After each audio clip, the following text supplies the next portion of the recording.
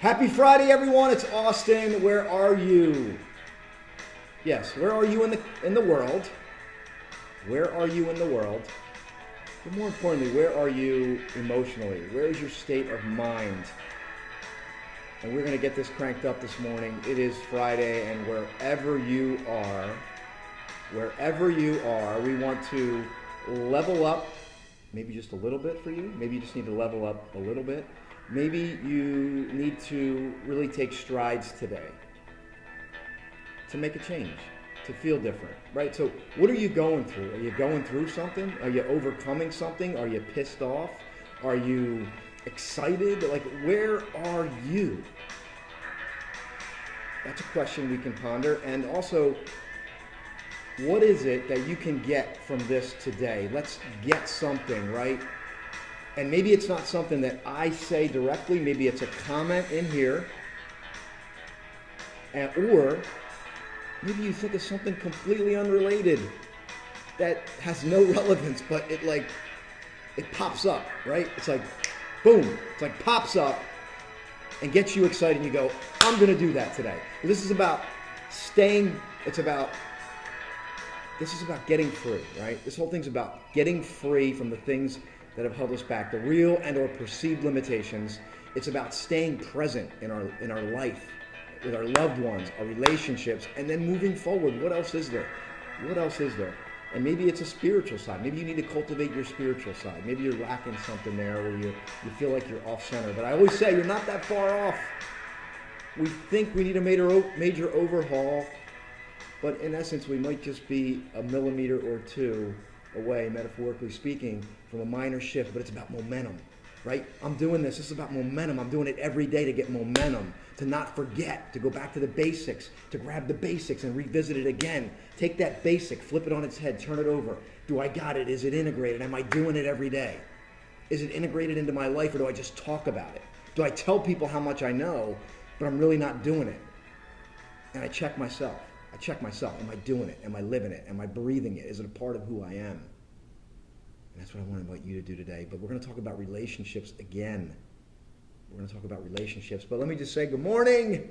Good morning. It's the natural feel-good day. It's Friday. And I want to first of all thank each and every person that's reached out to me about my dad and poured your heart out. Your prayers, your love are so appreciated.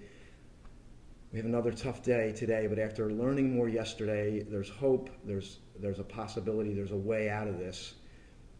And so I just appreciate your prayers and your continued prayers, and I will keep you updated as things unfold. But today's about you.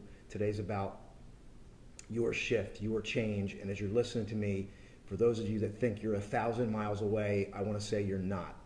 I want to say it's today. It could be a small decision, a small movement forward. It's about momentum. It's the compound effect. It's the little acts repeated every day that create massive results down the road. You think you got to hit a home run, but really all you need to do is get on base. Maybe all you need to do, if you're a baseball person, all you need to do is lean in and get hit by the ball. You might get hit by the ball, you might feel that pain, but then you end up on first base. You end up on first base, and now you're in position. Don't sit in the dugout. Don't sit on the couch and think things are going to change. We're going to change it up. Let me say good morning. Good morning, Jenna. Dennis, what's up? Linda. Alicia. There you go. Social media wizard, Alicia. You guys, I got a great landing page for my event. Yeah, I'm going to share that with you just so you can check it out. Alicia created it. Ooh, she was working all the way. I'm glad you feel better. I know you weren't feeling well. Hello, Oya. Welcome. So glad to see you. Alicia. Zach. Jenna's feeling stressed, emotional, hurt, and confused. Okay, well, guess what? Step into that. Let's get out of that today. Let's take a decision to feel a little bit better, okay? Or maybe you need to step in and feel and just, because one of those things I was saying yesterday, let life touch you. Let life touch you. Why do we try to, I guess we try to escape because it's pain, I get it. But what if we could be courageous enough to let life touch us, to feel the pain, to step into it and realize that it's not going to overtake us, that we can feel it, but we're strong, stable, and we're going to get from it. We're going to get from it so the next interaction, the next thing is going to be better, and we can be our best selves in the face of the BS. So it's interesting, right? I just created something. BS means best self, but it also means someone else. So choose the BS that's best self, all right? Choose your BS, which is your best self, okay? And just realize that that there's a strength inside of you that maybe you haven't tapped into yet. And I would say, if we can go back through your history, we will find the things that you've already overcome.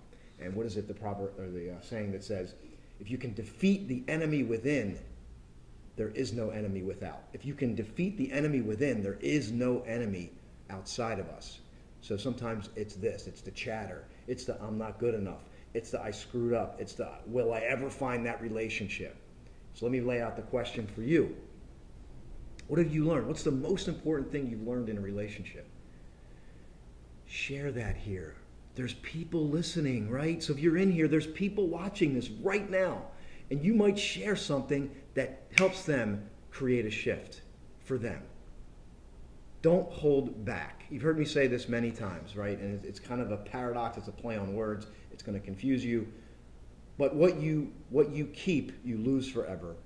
What you share, you keep forever. And that means that what you share grows exponentially. So what you share here on this post may help someone else. It may cause a shift in someone else. What's the most important thing you've learned in relationships? And listen, when I say people are going through stuff, so we heard from Jenna, we heard from Jane, so stressed. So there's people stressed and going through things. That's why I do this every day. Every day we need to look at the information again. Every day we need to be touched. Maybe you need to pray. Are you praying? Are you a praying person? Or if you're not a praying person, how can you connect spiritually every day? What can you do to connect spiritually every day? Every day. Every day. Every moment. Sometimes it's a moment-by-moment challenge that we're dealing with. Moment by moment. And sometimes it's brought on by other loved ones, other people in our lives are testing us. They want to trigger us. So what is it that you've learned from relationships? What is it that you've discovered that made all the difference for you? Where you said, this will never happen to me again. This is never going to happen to me again. This is what I really want. This is what I want to create.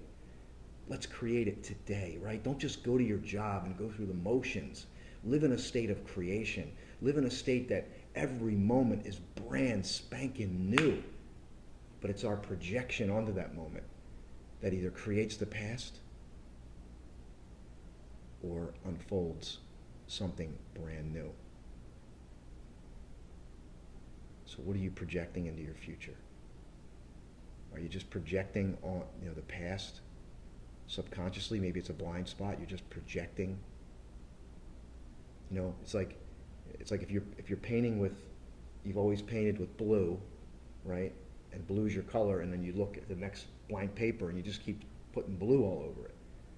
It's like the past, you just keep creating the same thing, and maybe you grab a different color, metaphorically speaking, create something new.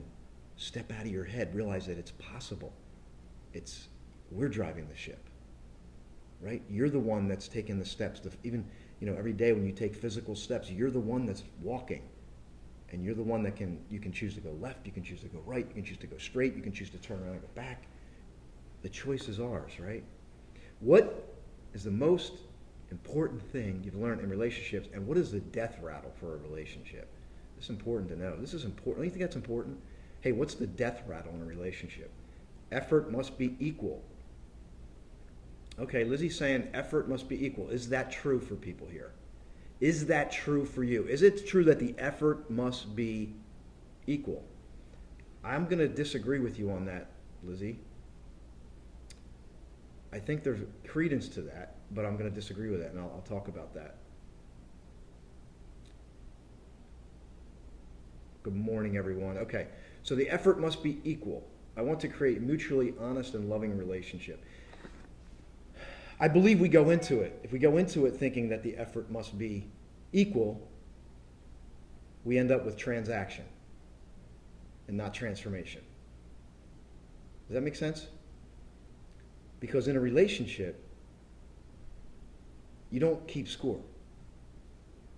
You love the person, right? Because there's three types of relationships. One is it's childlike. You take care of my needs. You fill my needs, right? I think we've been in some relationships like that. You fix me. You take care of me. You complete me. And if you don't do it, I'm angry and I'm upset at you. That's number one. Number two is transaction. I'll do this for you, but I'm going to be watching close by to make sure that you do it back for me. And if you don't, I'm going to get pissed, or I'm going to get cold on you. I'm going to get hot, I'm going to explode on you, or I'm going to get cold on you. Who wants to be in a relationship like that, right? Level 3 is, I love you, I live to light you up, and I'm not keeping score.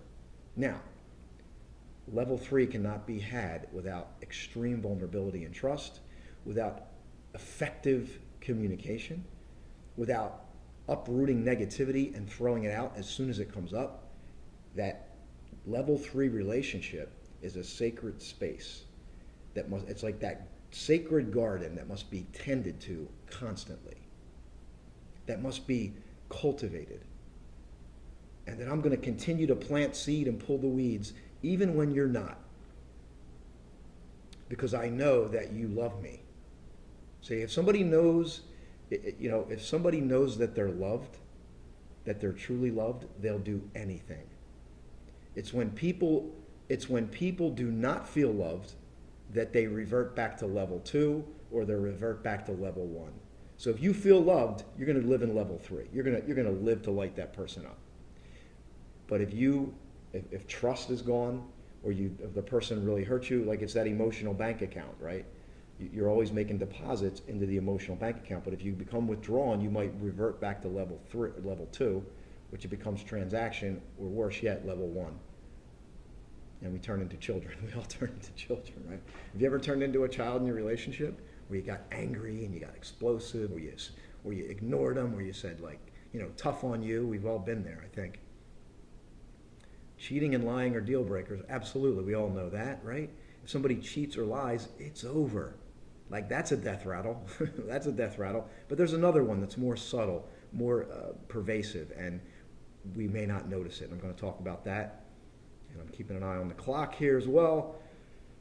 Communication is NB. Communication is NB.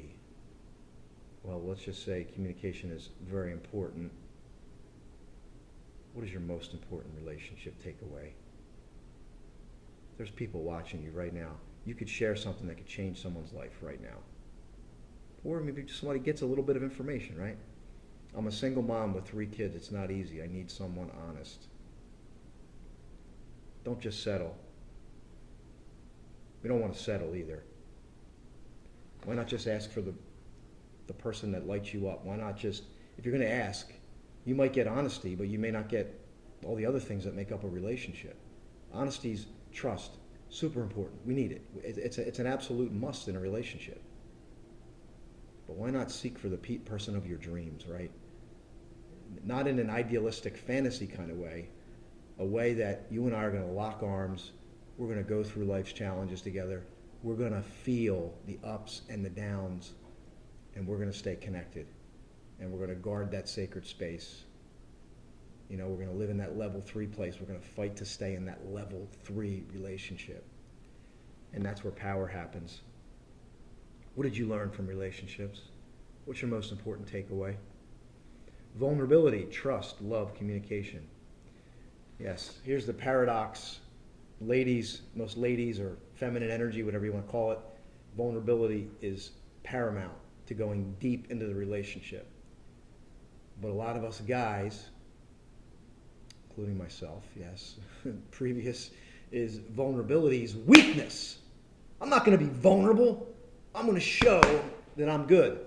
And I'm going to show how strong I am by not showing my vulnerable side, because subconsciously I already don't feel good enough. I'm already struggling because I don't feel good enough. So if I don't feel good enough, I'm not going to show my vulnerable side. I'm going to put up the facade. I'm going to put up the facade of how strong I am. And when that happens, that only leads to trouble later. There's power and strength in vulnerability. There's power and strength in it, because when you're vulnerable, it goes back to what I was saying. It's like you're strong enough and courageous enough to feel the painful moments, knowing that you can handle whatever life brings to you. And it's the same thing in a relationship. I can be vulnerable